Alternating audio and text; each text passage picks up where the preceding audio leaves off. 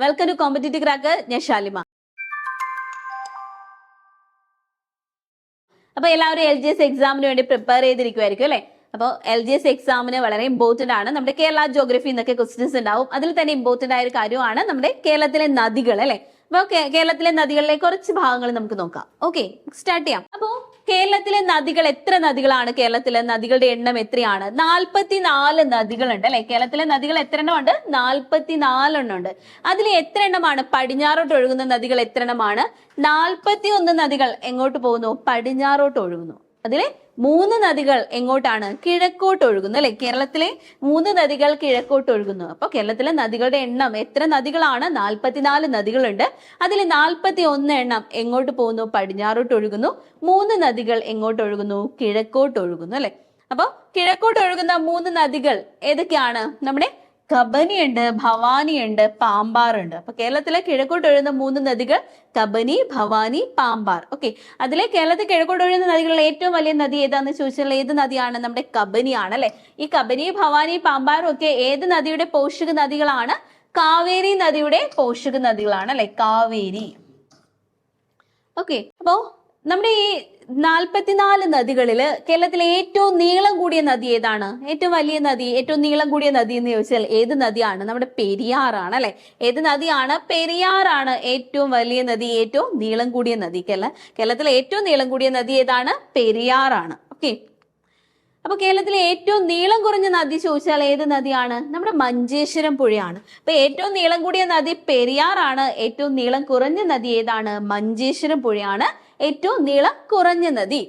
അപ്പൊ കേരളത്തിലെ വടക്കേ അറ്റത്തെ നദി ഏതെന്ന് ചോദിച്ചാലും ഏത് നദിയാണ്? നമ്മുടെ മഞ്ചേശ്വരം പുഴയാണ്. ഏറ്റവും നീളം കുറഞ്ഞ നദിയും ഏറ്റവും വടക്കേ അറ്റത്തെ നദിയും ഏതാണ്? മഞ്ചേശ്വരം പുഴയാണ്. ഓക്കെ, കേരളത്തിലെ ഏറ്റവും തെക്കേ അറ്റത്തെ നദി ഏതാണ്? കേരളത്തിലെ ഏറ്റവും തെക്കേ അറ്റത്തെ നദി നെയ്യാറാട്ടോ. നെയ്യാറാണ് ഏറ്റവും തെക്കേ അറ്റത്തെ നദി, നെയ്യാർ. അപ്പൊ ഏറ്റവും വടക്കേ അറ്റത്തെ നദി മഞ്ചേശ്വരം പുഴ, ഏറ്റവും തെക്കേ അറ്റത്തെ നദി ഏതാണ്? നെയ്യാറാണ്. അപ്പൊ കേരളത്തിലെ ഏറ്റവും കൂടുതൽ നദികൾ ഒഴുകുന്ന ജില്ല ഏത് ജില്ലയിലാണ്? കാസർഗോഡ് ജില്ലയിലാണ് അല്ലെ. കേരളത്തിലെ ഏറ്റവും കൂടുതൽ നദികൾ ഒഴുകുന്ന ജില്ല ഏത് ജില്ലയാണ്? കാസർഗോഡ് ജില്ലയാണ്. 100 കിലോമീറ്ററിൽ കൂടുതൽ നീളമുള്ള എത്ര നദികളാണ് കേരളത്തിലുള്ളത്? 11 നദികളുണ്ട്. അപ്പൊ 100 കിലോമീറ്ററിൽ കൂടുതൽ നീളമുള്ള എത്ര നദികൾ കേരളത്തിലുണ്ട്? 11 നദികൾ കേരളത്തിലുണ്ട്. ഓക്കെ, അപ്പൊ എങ്ങനെയാണ് നദികളായിട്ട് ഒരു പുഴയെ നദിയാണ് എന്ന് കണക്കാക്കുന്നത്? എങ്ങനെയാണ്? 1945 കേരള സർക്കാരിന്റെ വിജ്ഞാപന പ്രകാരം 15 കിലോമീറ്റർ കേട്ടോ, 15 കിലോമീറ്ററിൽ അധികം നീളമുള്ള ജലപ്രവാഹങ്ങളെയാണ് നദികളായിട്ട് കണക്കാക്കുന്നത്. അപ്പോൾ നദികളായിട്ട് കണക്കാക്കുന്നത് ഏതിനെയാണ്? ഏത് ജലപ്രവാഹത്തെയാണ്? നമ്മുടെ 1945 കേരള സർക്കാരിന്റെ വിജ്ഞാപന പ്രകാരം എത്ര കിലോമീറ്റർ? 15 കിലോമീറ്റർ അധികം നീളമുള്ള ജലപ്രവാഹങ്ങളെ എന്തായിട്ട് കണക്കാക്കുന്നു? നദികളായിട്ട് കണക്കാക്കാം.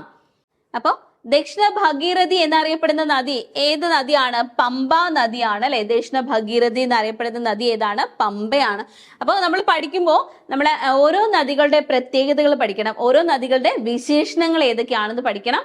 അതുപോലെ എത്ര കിലോമീറ്റർ ആണ് അത് ഒഴുകുന്നതെന്ന് പഠിക്കണം, ഏതൊക്കെ ജില്ലകളിൽ കൂടി ഒഴുകുന്നു, അതുപോലെ അതിന്റെ തീരത്തുള്ള പ്രദേശങ്ങൾ ഏതൊക്കെയാണെന്നൊക്കെ പഠിച്ചു വെക്കണം കേട്ടോ, നദികളുമായിട്ട് പഠിക്കും. കേരളത്തിലെ മഞ്ഞ നദി എന്നറിയപ്പെടുന്നത് ഏതാണ്? കുറ്റിയാടിപ്പുഴയാണ് അല്ലെ. കേരളത്തിലെ മഞ്ഞ നദി എന്നറിയപ്പെടുന്നത് ഏതാണ്? കുറ്റിയാടിപ്പുഴയാണ്.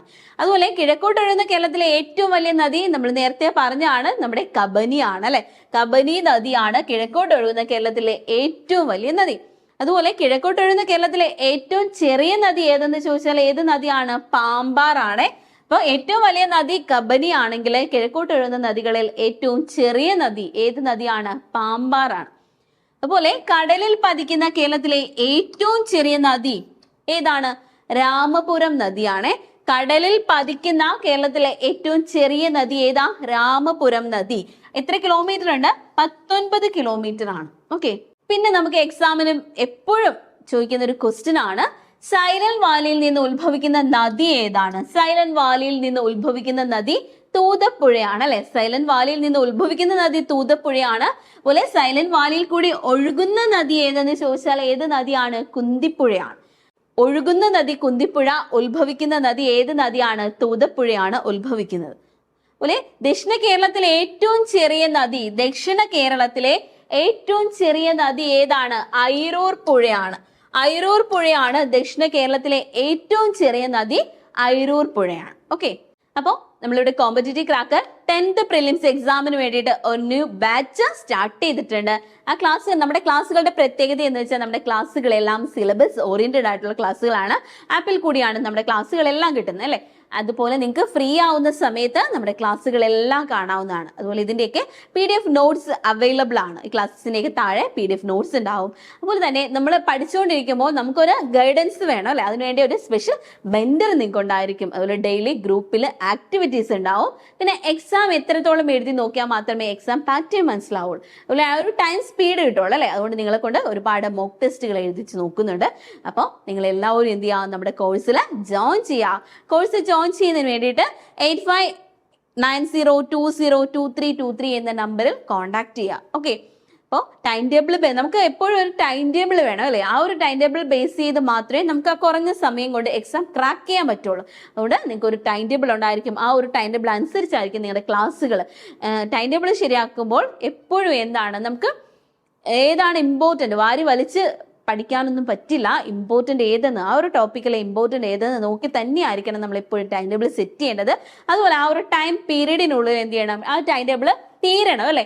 അതുപോലെ തന്നെ റിവിഷൻ ഉണ്ടാവണം. എപ്പോഴും കുറെ പഠിച്ചു പോയിട്ട് കാര്യമില്ല, റിവിഷൻസ് ഉണ്ടെങ്കിൽ മാത്രമേ പഠിച്ച കാര്യങ്ങൾ നമുക്ക് തറാവുള്ളൂ അല്ലെ. അതുകൊണ്ട് റിവിഷൻ എക്സാമുകൾ ഉണ്ടാവും. ഇങ്ങനെ കുറച്ച് ദിവസം പഠിച്ചു കഴിഞ്ഞാൽ അത് കഴിയുമ്പോൾ എന്താണ്, റിവിഷൻ ഉണ്ടാവും. റിവിഷന് വേണ്ട ഒരു ദിവസം ഉണ്ടാവും, അതുപോലെ റിവിഷൻ എക്സാമുകൾ ഉണ്ടാവും. അപ്പോൾ വളരെ സിസ്റ്റമാറ്റിക് ആയിട്ടുള്ള ക്ലാസ്സുകളാണ് നമ്മളിവിടെ പ്രൊവൈഡ് ചെയ്യുന്നത്, ടൈം ടേബിൾ ബേസ്ഡ് ആയിട്ടുള്ള ക്ലാസ്സുകൾ. അപ്പോൾ നിങ്ങൾ എല്ലാവരും എന്ത് ചെയ്യുക, നമ്മുടെ കോഴ്സിൽ എല്ലാവരും ജോയിൻ ചെയ്യുക. ഒരാഴ്ച കൂടി പറയാം, കോഴ്സിൽ ജോയിൻ ചെയ്യുന്നതിന് 8590202323 എന്ന നമ്പറിൽ കോൺടാക്ട് ചെയ്യുക. ഓക്കെ, ഈ റെക്കോർഡ് ക്ലാസ്സിനൊക്കെ പുറമെ എക്സ്ട്രാ ലൈവ് ക്ലാസ്സുകൾ, നിങ്ങളുടെ ഡൗട്ട്സ് ഒക്കെ ക്ലിയർ ചെയ്യാൻ വേണ്ടിയിട്ട് എക്സ്ട്രാ ലൈവ് ക്ലാസ്സുകൾ, അതെല്ലാം ക്വസ്റ്റ്യൻസ് ആയിരിക്കും ആ സമയത്ത് ഡിസ്കസ് ചെയ്യുന്നത്. എക്സാം പോയിന്റ് ഓഫ് വ്യൂയിലുള്ള ക്വസ്റ്റ്യൻസ് ആയിരിക്കും. അപ്പോൾ നിങ്ങൾ എല്ലാവരും എന്ത് ചെയ്യുക, നമ്മുടെ കോഴ്സിൽ എല്ലാവരും ജോയിൻ ചെയ്യുക. ഓക്കെ, അടുത്ത് നോക്കാം നമുക്ക് അല്ലെ. ഇനി നമുക്ക് നദികളെ കുറിച്ച് ഡീറ്റെയിൽ ആയിട്ട് നോക്കാം. ഫസ്റ്റ് നമ്മുടെ പെരിയാറാണ് അല്ലെ. കേരളത്തിലെ ഏറ്റവും നീളമുള്ള നദി ഏതാണ്? പെരിയാറാണ്. അപ്പൊ പെരിയാർ എത്രയാണ് നീളം പറയുമ്പോൾ പെരിയാറിന് 244 കിലോമീറ്റർ ആണ് പെരിയാറിന്റെ നീളം. പെരിയാർ കേരളത്തിലെ ഏറ്റവും നീളം കൂടിയ നദിയാണ്. നീളം എത്രയാണ് പെരിയാറിന്റെ നീളം? 244 കിലോമീറ്റർ ആണ്. പെരിയാർ നദി എവിടെ നിന്നാണ് ഉത്ഭവിക്കുന്നത്? പെരിയാറിന്റെ ഉത്ഭവ സ്ഥാനം ശിവഗിരി മലയിൽ നിന്നാണ് അല്ലെ. ശിവഗിരി മലയിൽ നിന്നാണ് പെരിയാറിന്റെ ഉത്ഭവ സ്ഥാനം. അതുപോലെ പെരിയാറിന്റെ പ്രധാന പോഷക നദികൾ ഏതൊക്കെയാണ്? മുതിരപ്പുഴയാർ, മുല്ലയാർ, ചെറുതോണിപ്പുഴ, പെരിഞ്ചാൻകുട്ടിയാർ, ഇടമലയാർ തുടങ്ങിയവയാണ് പെരിയാറിന്റെ പ്രധാന പോഷക നദികൾ. അപ്പൊ പെരിയാറിന്റെ പ്രധാന പോഷക നദികൾ ഏതാണ്? മുല്ലയാർ, മുതിരയാർ, ചെറുതോണിപ്പുഴയാർ, അതുപോലെ പെരിഞ്ചാൻകുട്ടിയാർ, ഇടമലയാർ, അങ്ങനെ തുടങ്ങിയവയാണ് പെരിയാറിന്റെ പ്രധാന പോഷക നദികൾ. അതുപോലെ പെരിയാറിൽ സ്ഥാപിച്ചിട്ടുള്ള പ്രധാന അണക്കെട്ടുകൾ ഏതൊക്കെ അണക്കെട്ടുകളാണ്? മുല്ലപ്പെരിയാർ ഡാം പെരിയാറിലാണ്. ഇരട്ടയാർ ഡാം ഉണ്ട്, ഭൂതത്താൻ കെട്ടാണ് dam, lower Periyar, Kundala dam, Idamalayar dam തുടങ്ങിയ ഡാമുകളൊക്കെ ഏത് നദിയിലാണ് സ്ഥാപിച്ചിരിക്കുന്നത്? പെരിയാർ നദിയിലാണ് സ്ഥാപിച്ചിരിക്കുന്നത്. അപ്പൊ Mullaperiyar dam, Irattayar dam, Bhoothathankettu, lower Periyar, Kundala dam, Idamalayar dam, അതുപോലെ തന്നെ Mattupetty dam, Chenkulam dam, Idukki dam, Anayirangal dam, Cheruthoni dam, Ponmudi dam തുടങ്ങിയ ഡാമുകളൊക്കെ ഏത് നദിയിലാണ്? നമ്മുടെ പെരിയാർ നദിയിലാണ് ഓക്കെ സ്ഥാപിച്ചിരിക്കുന്നത്. അപ്പൊ ഡാമുകളൊക്കെ നമ്മുടെ എക്സാമിന് ചോദിക്കും, അതൊക്കെ ഇമ്പോർട്ടന്റ് ആണ്, പഠിച്ചു വെക്കണം. അടുത്തത് ഏതാണ്? ഭാരതപ്പുഴയാണ് അല്ലെ. ഭാരതപ്പുഴയുടെ പ്രത്യേകത എന്താ? ഭാരതപ്പുഴയുടെ ആകെ നീളം എത്രയാണ്? 209 കിലോമീറ്റർ ആണ് അല്ലെ. അപ്പൊ ഏറ്റവും നീളം കൂടിയ നദി, കേരളത്തിലെ ഏറ്റവും നീളം കൂടിയ നദി പെരിയാർ ആണെങ്കിൽ രണ്ടാം സ്ഥാനം ഏത് നദിക്കാണ്? നമ്മുടെ ഭാരതപ്പുഴയ്ക്കാണ്. ഭാരതപ്പുഴയുടെ നീളം 209 കിലോമീറ്റർ ആണ്. പെരിയാറിന്റെ നീളം 244 കിലോമീറ്റർ ആണ്. അപ്പൊ ഭാരതപ്പുഴയുടെ ഉത്ഭവ സ്ഥാനം എവിടെയാണ്? ആനമലയിൽ നിന്നാണ്. ഭാരതപ്പുഴ ഉത്ഭവിക്കുന്നത് ആനമലയിൽ നിന്നാണ് അല്ലെ. ഭാരതപ്പുഴയുടെ പ്രധാന പോഷക നദികൾ ഏതൊക്കെയാണ്? കൽപ്പാത്തിപ്പുഴ, കണ്ണാടിപ്പുഴ, ഗായത്രിപ്പുഴ, തൂതപ്പുഴയ്ക്ക് എന്താണ്? നമ്മുടെ ഭാരതപ്പുഴയുടെ പ്രധാന പോഷക നദികളാണ്. അപ്പൊ കേരളത്തിലെ രണ്ടാമത്തെ വലിയ നദി ഏത് പുഴയാണ്? ഭാരതപ്പുഴയാണ്. കേരളത്തിന്റെ നൈൽ എന്നറിയപ്പെടുന്നത് ഏത് നദിയാണ്? ഭാരതപ്പുഴയാണ് അല്ലെ. കേരളത്തിന്റെ നൈൽ എന്നറിയപ്പെടുന്ന നദി ഭാരതപ്പുഴയാണ്. അപ്പൊ ഭാരതപ്പുഴ ഒഴുകുന്ന ജില്ലകൾ ഏത് ജില്ലകളാണ്? പാലക്കാട്, തൃശൂർ, മലപ്പുറം അല്ലെ. ഭാരതപ്പുഴ അറബിക്കടലിൽ പതിക്കുന്ന സ്ഥലം എവിടെയാണ്? പൊന്നാനിയിലാണ് അല്ലെ. പൊന്നാനിയിൽ വെച്ചാണ് ഭാരതപ്പുഴ അറബിക്കടലിൽ പതിക്കുന്നത്. അതുപോലെ ചിറ്റൂരിൽ ഭാരതപ്പുഴ അറിയപ്പെടുന്ന പേരെന്താണ്? ശോകനാശിനി പുഴ എന്നറിയപ്പെടുന്നു. ചിറ്റൂരിൽ ഭാരതപ്പുഴ അറിയപ്പെടുന്നത് ഏത് പേരിലാണ്? ശോകനാശിനി പുഴ എന്ന് ചിറ്റൂരിൽ അറിയപ്പെടുന്നത് ഏത് നദിയാണ്? ഭാരതപ്പുഴയാണ്. അടുത്തത് പമ്പാ നദി. പമ്പാ നദിയുടെ പ്രത്യേകത എന്താ? പമ്പയുടെ പ്രത്യേകത, പമ്പാ നദി മൂന്നാമത്തെ നദിയാണ് അല്ലെ. കേരളത്തിലെ നീളം കൂടിയ മൂന്നാമത്തെ നദി ഏതെന്ന് ചോദിച്ചാൽ പമ്പയാണ്. ഫസ്റ്റ് പെരിയാറാണ്, രണ്ടാം സ്ഥാനം നമ്മുടെ ഭാരതപ്പുഴയ്ക്കാണ്, മൂന്നാം സ്ഥാനം ഏതിനാണ്? നമ്മുടെ പമ്പാ നദിക്കാണ്. പമ്പാ നദിയുടെ ആകെ നീളം എത്ര കിലോമീറ്റർ ആണ്? 176 കിലോമീറ്റർ ആണ്. പമ്പാ നദിയുടെ നീളം 176 ആണ്. പെരിയാർ 244, ഭാരതപ്പുഴ 209. പമ്പാ നദി എത്രയാണ്? 176 കിലോമീറ്റർ ആണ്. പമ്പാ നദിയുടെ ഉത്ഭവസ്ഥാനം പുളിച്ചിമലയാണ്. അപ്പൊ പീരിമേട് പീഠഭൂമി അല്ലെ, ഇടുക്കിയിലെ പീരിമേട് പീഠഭൂമിയിലെ പുളിച്ചിമലയിൽ നിന്നാണ് പമ്പാ നദി ഉത്ഭവിക്കുന്നത്. അപ്പൊ പമ്പാ നദിയുടെ പ്രധാന പോഷക നദികൾ ഏതാണ്?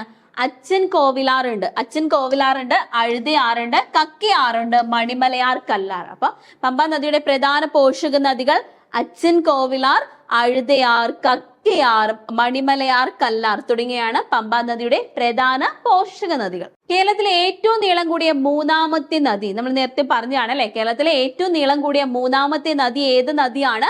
പമ്പാ നദിയാണ്. അപ്പൊ പമ്പാ നദി ഒഴുകുന്ന ജില്ലകൾ ചോദിച്ചാൽ ഏതൊക്കെ ജില്ലകളിൽ കൂടിയാണ് പമ്പാ നദി ഒഴുകുന്നത്? പത്തനംതിട്ട ജില്ല, ഇടുക്കി, ആലപ്പുഴ. പമ്പാ നദി ഒഴുകുന്നത് പത്തനംതിട്ട, ഇടുക്കി, ആലപ്പുഴ ജില്ലകളിൽ കൂടിയാണ് പമ്പാ നദി ഒഴുകുന്നത്. പതിക്കുന്ന എവിടെയാ? പമ്പാ നദിയുടെ പതന സ്ഥാനം വേമ്പനാട്ട് കായലാണ്. വേമ്പനാട്ട് കായലാണ് പമ്പാ നദിയുടെ പതന സ്ഥാനം, വേമ്പനാട്ട് കായലാണ്. അതുപോലെ നമ്മുടെ ശബരിമല സ്ഥിതി ചെയ്യുന്ന നദീതീരം നമുക്ക് എല്ലാവർക്കും അറിയാവുന്നതാണ് അല്ലെ. ഏതാണ്? പമ്പയുടെ തീരത്താണ് അല്ലെ. ശബരിമല സ്ഥിതി ചെയ്യുന്നത് പമ്പാ നദിയുടെ തീരത്താണ്. അപ്പൊ പ്രാചീന കാലത്ത് ബാരിസ് എന്നറിയപ്പെടുന്ന നദി ഏത് നദിയാണ്? പമ്പാ നദിയാണ്. പ്രാചീന കാലത്ത് ഏത് പേരിലാണ് പമ്പാ നദി അറിയപ്പെടുന്നത്? ബാരിസ് എന്ന പേരിൽ അറിയപ്പെടുന്നു. അതുപോലെ തിരുവിതാംകൂറിന്റെ ജീവനാഡി എന്നറിയപ്പെടുന്ന നദി ഏതാണ്? പമ്പാ നദിയാണ് അല്ലെ. തിരുവിതാംകൂറിന്റെ ജീവനാഡി എന്നറിയപ്പെടുന്ന നദി പമ്പാ നദിയാണ്. പിന്നെ അടുത്തത് ഏതാണ്? ചാലിയാർ. ചാലിയാറിന്റെ പ്രത്യേകത എന്താ? ആകെ നീളം എത്രയാണ്? 169 കിലോമീറ്റർ ആണ്. ചാലിയാറിന്റെ ആകെ നീളം 169 കിലോമീറ്റർ ആണ്.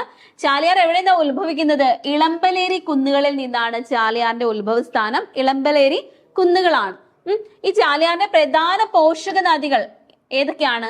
ഇരുവഴിഞ്ഞിപ്പുഴ, ചെറുപുഴ, കരിമ്പുഴ, പുന്നപ്പുഴ, ചാലിപ്പുഴ തുടങ്ങിയാണ് ചാലിയാറിന്റെ പ്രധാന പോഷക നദികൾ. കേരളത്തിലെ ഏറ്റവും നീളം കൂടിയ നാലാമത്തെ നദിയാണ് നമ്മുടെ ചാലിയാർ. അപ്പൊ 1 പെരിയാറ്, 2 ഭാരതപ്പുഴ, 3 പമ്പ, നാലാമത്തെ നീളം കൂടിയ നദി ഏതാണ്? ചാലിയാറാണ്. അതുപോലെ ബേപ്പൂർ പുഴ എന്നറിയപ്പെടുന്ന നദി ഏതാണ്? ചാലിയാറാണ്. ബേപ്പൂർ പുഴ എന്നറിയപ്പെടുന്ന നദി ചാലിയാറാണ്. അടുത്തത് ചാലക്കുടി പുഴ. ചാലക്കുടി പുഴയ്ക്ക് എന്താ പ്രത്യേകത? ചാലക്കുടി പുഴയുടെ ആകെ നീളം എത്രയാണ്? 145.5 കിലോമീറ്റർ ആണ്. അപ്പൊ ചാലക്കുടി പുഴയുടെ ആകെ നീളം 145.5 കിലോമീറ്റർ ആണ്. ഈ ചാലക്കുടി പുഴയുടെ ഉത്ഭവസ്ഥാനം എവിടെയാണ്? ആനമലയിൽ നിന്നാണ് ചാലക്കുടി പുഴ ഉത്ഭവിക്കുന്നത്. എവിടെയാണ്? ആനമലയിൽ നിന്ന് ഉത്ഭവിക്കുന്നു. അപ്പൊ ചാലക്കുടി പുഴയുടെ പ്രധാന പോഷക നദികൾ ഏതൊക്കെയാണ്? പറമ്പിക്കുളം, ഷോളയാർ, കുതിരയാർകുട്ടി, അതുപോലെ കാരപ്പാറ തുടങ്ങിയാണ് പ്രധാന പോഷക നദികൾ. അപ്പൊ കേരളത്തിലെ ഏറ്റവും നീളം കൂടിയ 5ാമത്തെ നദി ഏതാണ്? കേരളത്തിലെ ഏറ്റവും നീളം കൂടിയ 5ാമത്തെ നദിയാണ് ചാലക്കുടി പുഴ. ഓക്കെ, 5ാമത്തെ നീളം കൂടിയ നദിയാണ്. ഓക്കെ, അപ്പോൾ നദികളെ കുറിച്ച് ഇത്രയുമാണ് നമ്മൾ ഈ ഒരു ക്ലാസ്സിൽ പഠിച്ചത്. ബാക്കി നമുക്ക് അടുത്ത ക്ലാസ്സിൽ വേറൊരു പാർട്ട് പഠിക്കാം. ഓക്കെ, അപ്പൊ എല്ലാവരും 10th പ്രിലിംസിന് വേണ്ടി പ്രിപ്പയർ ചെയ്യുന്ന എല്ലാവരും തന്നെ നമ്മുടെ കോഴ്സിൽ ജോയിൻ ചെയ്യുക. ഞാൻ ഒന്നുകൂടി പറയുവാണ്, സിലബസ് ഓറിയന്റഡ് ആയിട്ടുള്ള എക്സാം പോയിന്റ് ഓഫ് വ്യൂവിലുള്ള സിസ്റ്റമാറ്റിക് ആയിട്ടുള്ള സ്റ്റഡി പ്ലാൻ ആണ് നമ്മളിവിടെ കോമ്പറ്റേറ്റീവ് ക്രാക്കർ പ്രൊവൈഡ് ചെയ്യുന്നത്. അപ്പോൾ എല്ലാവരും തന്നെ ക്ലാസ്സിൽ ജോയിൻ ചെയ്യുക. Okay, thank